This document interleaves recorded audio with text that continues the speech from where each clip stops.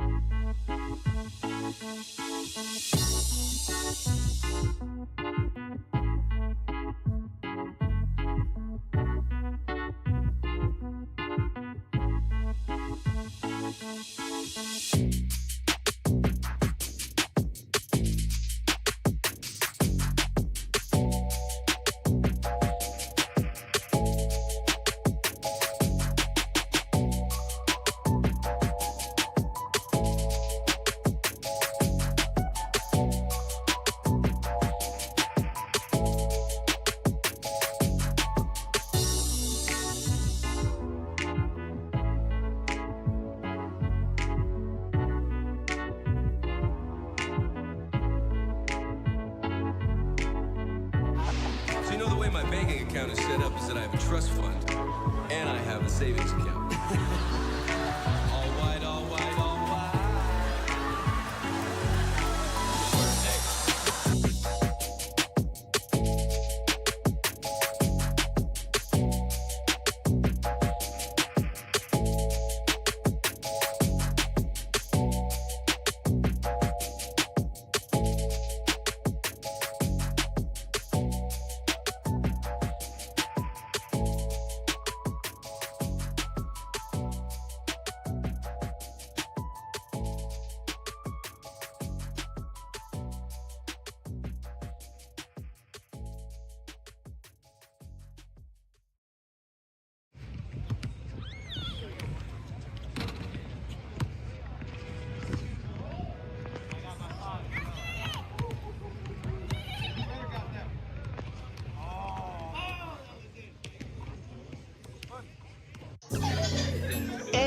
I'm in Miami right now.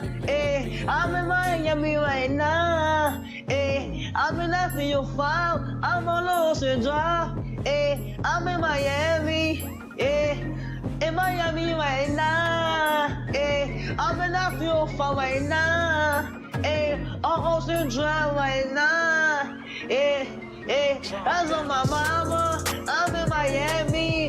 I go to the window, so I'm going to Cali. I said I'm too official. I'm out with them niggas. I said, man, the rapper on the city, that nigga, he rigging. We pull out with them guns. You know me in the real. Well, mama pays, I ain't having them. ever since that I was real. Yeah, I came up like an AP and I was never squill. But never ever on my mouth, cause I swear I'm too real. Yeah, I'm in the East Coast, I'm living life for real. Why the fuck you can hate it? I ride you to chill. You gon' really piss me off, and I'ma pull up on the steel. I'ma pull up on the Draco and get your ass killed.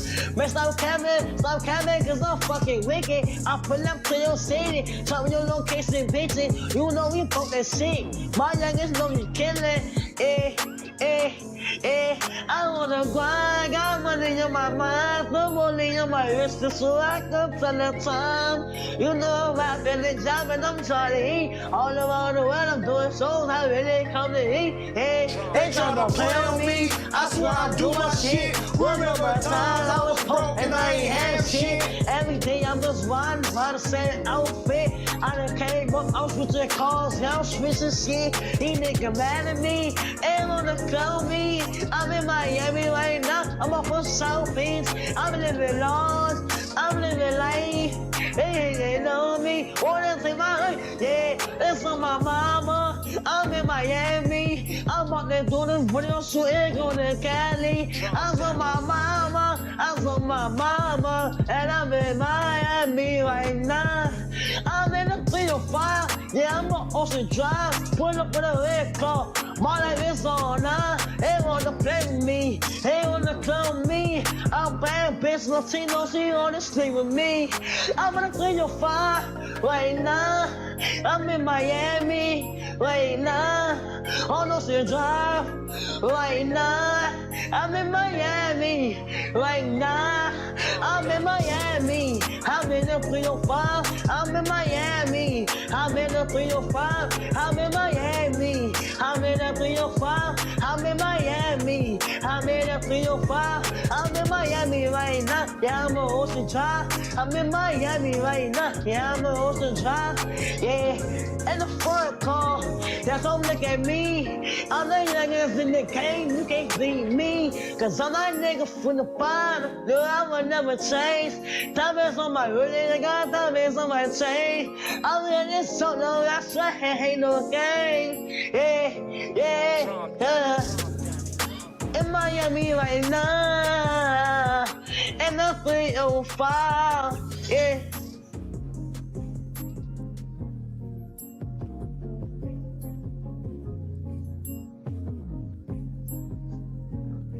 'em from the streets, bitch.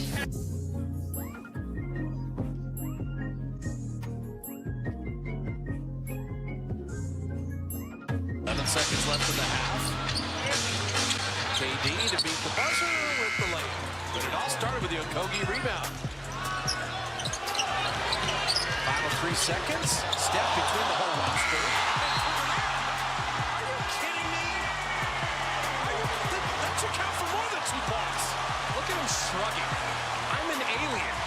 What did I just do? He went behind the back. He went through the Phoenix roster, and he had a right-hand flip that went in. There's like 4 guys on the field. Makes no sense. His creativity is on a billion. Makes it a 4-point game at the half. What? Behind the back? And I'll just 180 and throw it in with my right hand. After this. Oh, Mike, what did you just do? Warrior Halftime Live coming up right now. Around the back floater? Are we playing horse? Oh my Lord, even Kevin Durant's looking in amazement. Steph's like, yeah, that's tough right there. KD even dapped him up.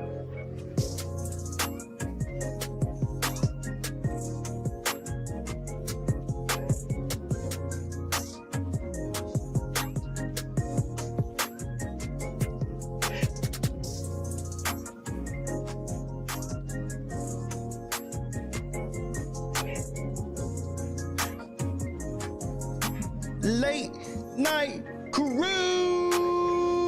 Hey, what the fuck going on, man? What the fuck going on, man?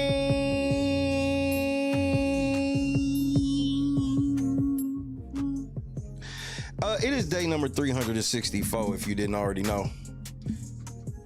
We got one more day left in this raggedy motherfucker. Do you hear me? 2024 raggedy, my nigga. But that's all good. Say what's up to your boy.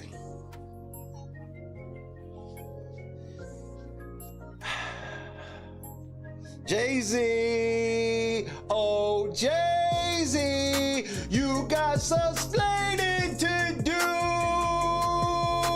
You raped that bitch, didn't you, bro? You nasty motherfucker, you. J-Dub, what's happening? If this is the last time before the new year that I say what's up to my folks. Steven, what up? Bob, Janice, we out here. Joy, good evening. Nessa, what's happening? Tracy, Steven, Kendra. Oh, Kendra. 364 of them things. God is great. Lennox, Turtle, what's happening, cuz? Carefree. Okay. Just ask them how I did it. I got out the limo, grabbed the hand, went upstairs and fucked her. Oh, okay. He was with her. Victoria, what's happening? Shane, buddy. We in the streets right now. Clee, what's up, cousin? 364 of them things, man. Shout out to the gang, bro. Y'all know who y'all are, bro. 364, bro. And that's amazing to be sitting with a 24 because, bro, we had took a lot of damage. So to see y'all at the end of this year, man, I don't take none of that shit for granted, man. Ain't that right, Josh? Ain't that right, Lunchbox? I don't take none of that shit for granted, so. Good to see everybody. I mean, we got a Mr. Fields now because we got a Mrs. Fields now. 24 wasn't all bad, man. God is great, bro. God is amazing.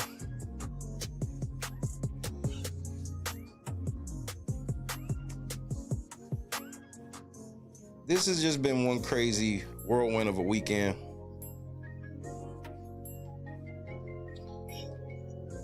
Shout out to Mr. Big in the building. Another one, cuz. Looks like we're gonna close another one out. I mean, so what's up? Do I need to DJ tomorrow? Should I DJ tomorrow? Do y'all all got plans? I just need to know what my channel's doing so I can know what I'm doing.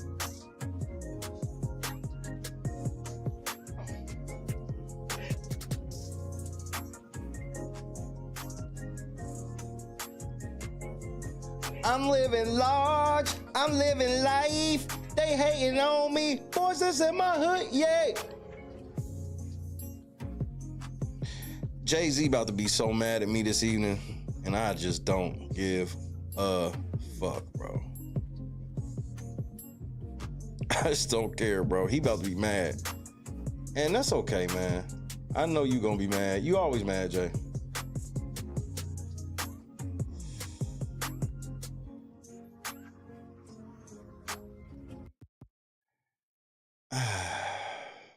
I mean, I technically got plans. Well, I always got plans. It just depends if I enact them or not. I'm working tomorrow. I just don't know what time. I don't know if I'm going early, ultra late. I don't know how I'm gonna play it. My watch night service is early, like, cause that's what I thought I was gonna be doing. But like, watch night service is early.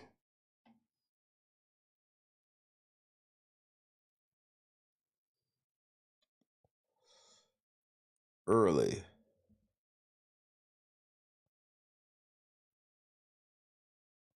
You supposed to be hosting New Year's Eve, but you sick's the dog. Oh, that's that fuck shit. Awake. Well, I guess I got to do it one more time before the year's over. Yes, I have to listen to Money Man one last time before the year's over. Hey, Jay. Jay, I know you want me to play all of the Money Man tracks, but I ain't, because I think I've just proven that you probably, most likely, did, in my opinion, rape that young woman. She was a child, too. Oh, we'll talk about it.